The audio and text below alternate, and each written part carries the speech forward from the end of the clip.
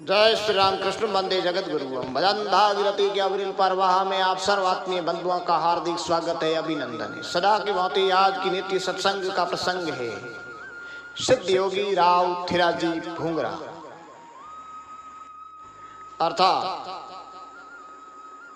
सिद्ध चिरंजीव दसवें नाथ योगी राज राव गोघादेव राठौड़ के सुपुत्र सिद्ध योगी राव थिराजी गोघादेव राठौड़ के विषय में हम संक्षिप्त जानने जा रहे हैं। जय बोलो जलंधर नाथ की जय, गोघादेव राठौड़ की जय। जय बोलो रावण मलिनाथ जी महाराज की जय। जय बोलो योगी सिद्ध थिरा गोघादेव की जय हो, जय हो। तो हम सर्वप्रथम परम गुरुदेव जलंधर नाथ परम पिता परमात्मा और कुलदेवी नागनेश्या माता को नमन करते हुए, राव थेरो जी के गुरु रावण मलिनाथ और रानी रूपादी जी को नमन करते हुए, थेरो जी को प्रणाम करते हुए हम संक्षिप्त में एक सिद्ध योगी, एक अद्भुत अनूठा संत, ऐसा योगी जिनके परिचय चमत्कार आज भी विज्ञान को चुनौती है, चैलेंज है। तो सर्वप्रथम हम इनके वंश के विषय में जान लेते हैं। सूर्य वंश की प्रमुख शाखा राठौड़ वंश की उपशाखा दानेश्वर राठौड़ की गोगादेव शाखा यानी राव गोगादेव जी के सुपुत्र थे राव थिरो जी। सिद्ध योगी राव गोगादेव जी की 3 शादियां थी, 3 रानियां थी, सोडी रानी, भटियाणी और चौहान। 3 ही रानियों के 2-2 पुत्र सपुत्र हुए, जिनमें से सोडी रानी के उदय जी और थिरो जी हुए। तो राव थिरा जी अपने पिता की भांति एक सिद्ध महापुरुष हुए। राव गोगादेव जी ने अपने पिता का प्रतिशोध अपने हिस्से में लिया और उसके बाद में तप त्याग तपस्या के लिए घर परिवार संसार को त्याग कर दिया, सदा सदा के लिए गुरुदेव के साथ चले। इनके विषय में आते हैं कमंद गौ अमर की दोह नमः जलंधर नाथ नवनाथ जी नवनाथ नाथा ऊपर नवनाथ, यानी नवनाथों के ऊपर इनको कवि ने कह दिया है 10वें नाथ। ये महान योगी राज सिद्ध चिरंजीव 10वें नाथ गोगादेव, जिनके मन में सदैव रहा करता था अन्न जल पान अघोड़ली दो यंग लागे ही नहीं बाप बैर किम बिसरे गोगादेव राठौड़। तो अपने गुरु जलंधर नाथ जी के आशीर्वाद से इन्होंने अपने पिता का प्रतिशोध लिया और फिर तप के लिए जंगल में चले गए। तो जालोर की तरफ चले गए, जहाँ कहते हैं कि पांचोटा में शेरे मंदिर में इनकी पूजा होती है। और कवि बादल डाडी ने कहा भी है इल्लयंबर गोगादते तो कायामर हुसिद दसमो हलियो संगनाथ जलंधर कमंद गोगो यमर की दोह नमो जलंधर नाथ नवनाथ जी नवनाथ नाथा उपरान। तो इन्हीं के जो वीर पुरुष सिद्ध योगी थिरा जी जो रावण मलिनाथ जी के शिष्य थे और रावण मलिनाथ जी के सानिध्य में रह करके थिरा जी ने विभिन्न प्रकार की कई लौकिक और पारलौकिक सिद्धियां इन्होंने सीखी थी। इन लौकिक और पारलौकिक सिद्धियों में सिद्धस्त हुए थे राव थिरा जी गोगादेव भूंगरा।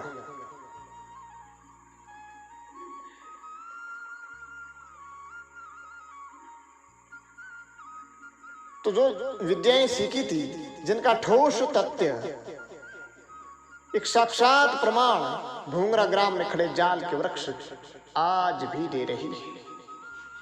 ये हरे भरे लहराते हुए सैकड़ों की तादाद में भूंगरा की सरहद में जो हरे भरे जो जाल के वृक्ष हैं, वे आज भी जीते जागते राव थिरा जी योगी सिद्ध के चमत्कार को जीवंत बोल रहे हैं, बता रहे हैं। आज विज्ञान को चुनौती है कि किस तरह से जाले वहां से आई और इन्होंने किस तरह से रोकी। माँ योगी मलिनाथ रामदेव जी के वहां आते जाते रहते थे। रामदेव जी के पंथ में ही वे रावण महायोगी मलिनाथ जी भी थे। तो वहां जाकर के पुनः आते थे तो रास्ते में ही ये भूंगरा ग्राम आता था और अपने शिष्य की रुक करके ही जाते थे, ऐसा कहा जाता है। तो गुरु शिष्य की वार्तालाप में रावण मलिनाथ जी ने कहा कि रामदेवरा में कोई सायादार पेड़ नहीं है, इसलिए मैं जालोर से सैकड़ों जाल वृक्ष और इतने ही जालों क्या भेज रहा हूँ। यानी बड़े जाल के वृक्ष और छोटे वृक्ष होते हैं, उसको जालों क्या कहा। तो तुम्हारे गांव के ऊपर से निकलेगी और जालों को तुम आगे जाने देना, और जालों के यानी जो छोटे छोटे वृक्ष है उनको तुम रोक लेना, तुम्हारे यहाँ भी साया हो। कहते हैं कि राव थिरे जी गोरक्षक थे, गो सेवक गोपाल थे, बहुत सारी गायें थी जिनको तो उनके लिए कि तुम्हारी गायों के लिए भी जालो क्योंकि साया वगैरह हो जाएगी।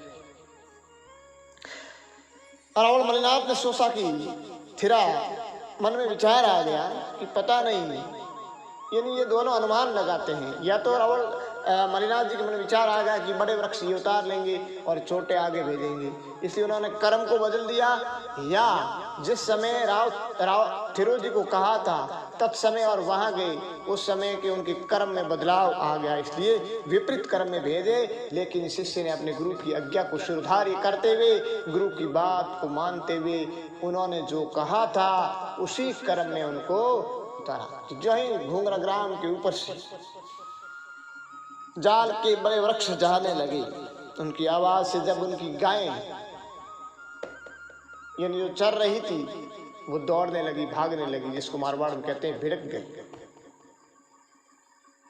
तो राव थिरो जी ने अपनी एक आवाज से उनको रोक दिया, ठहरी। इतनी उनकी सिद्धता थी, वसंत सिद्धि, और अपनी सिद्धि से सारे वृक्षों को अपनी सरहद में उतार दिया। आज भी आसपास के गांव में वो जाल के वृक्ष कहीं नजर नहीं आते हैं और भूंगरा की सरहद में आते हैं।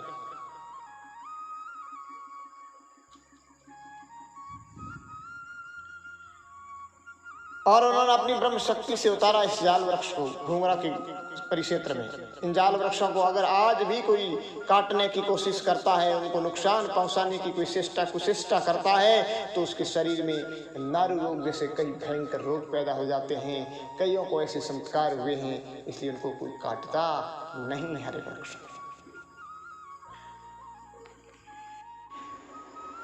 राव थिरा जी हमेशा एक सात्विक विचार वाले व्यक्ति थे, और उन्होंने संदेश भी दिया सात्विक भोजन, सात्विक रहन सहन और सात्विक विचार, तन मन वाणी से सात्विक रहने का।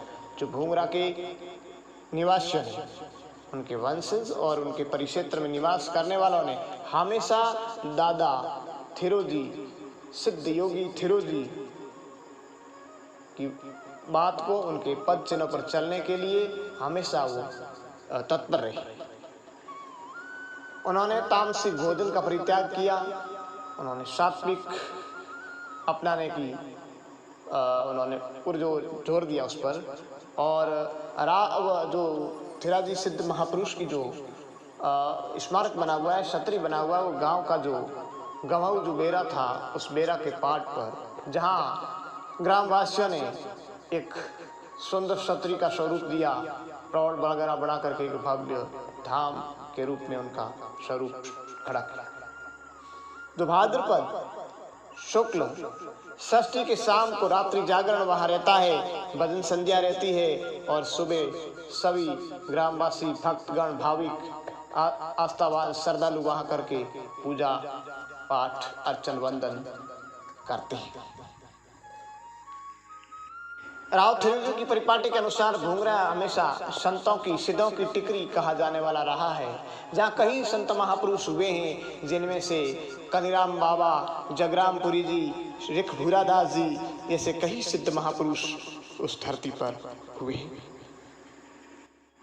सिद्ध योगी के साथ साथ ये एक वीर योद्धा भी थे। इन्होंने गांव रायसर, भूंगरा, तेना, साई और सोलंकिया तला, इस 5 गांव में मॉडल खान नाम का जो आतताई था, उनका कब्जा था। सो सैसमल जी, अपने भाई जो सैसमल जी थे राव गोगादी जी के सुपुत्र, उनका साथ निभा करके मॉडल खां को मार भगाया था। सैसमल जी इस लड़ाई में रणक्षेत्र रहे थे। राव थिरा जी के जो जागीरी थी गांव थे वो घूंगरा और सोहित्रा। उनकी दो रानियां थी, लालन दे देवड़ा जो देवड़ा पूर जी की पुत्री पुरख जी की पोत्री थी, और एक थी सायर कंवर जो पाऊ भाटी जो गोविंद जी पाऊ भाटी की पुत्री श्याम सिंह जी की पोत्री थी। और इनके 8 पुत्र हुए। और ऐसा कहता है कि 7 पुत्रों की औलाद गई और 4 जुझार हुए, जिनकी 2 मूर्तियां गांव घूंगरा में और 2 मूर्तियां गांव सोहित्रा में आज भी मौजूद है।